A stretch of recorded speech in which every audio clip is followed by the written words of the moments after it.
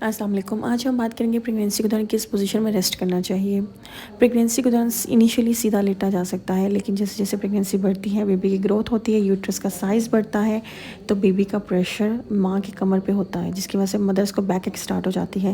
اس کے علاوہ مدرس کی مین بلڈ ویسلز بھی کمپریس ہوتی ہے، اور ماں کے برین اور ہیڈ کی طرف بلڈ سپلائی کم ہونے سے ان کو ڈیزینس ہو سکتی ہے۔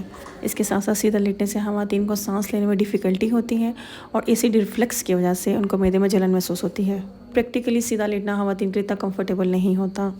پریگنینسی کے دوران اوندھے منہ لیٹنا یعنی منہ کے بل لیٹنا بھی پاسبل نہیں ہوتا، کیونکہ بیبی کا سائز بڑھنے سے یوٹرس کا سائز اتنا بڑھ جاتا ہے کہ بیبی بمپ کی وجہ سے الٹا لیٹنا مدرس کے لیے کمفرٹیبل یا پاسبل نہیں ہوتا۔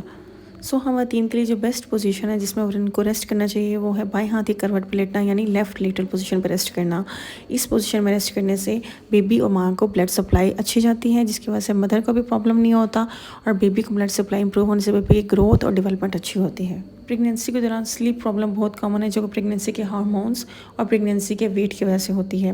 خواتین کو چاہیے کہ اپنے لیے کمفرٹیبل انوائرمنٹ کو چوز کریں، اور اپنے پلوز کو وہ ٹانگوں یا کمر کے پیچھے رکھ کے اپنے لیے کمفرٹیبل پوزیشن بنا سکتی ہیں۔ امید ہے آج کی ویڈیو آپ کو اچھی لگی ہوگی۔ پریگنینسی ریلیٹڈ کوئی بھی کمنٹ ہو تو کمنٹ باکس میں پوچھ سکتے ہیں۔ Thank you.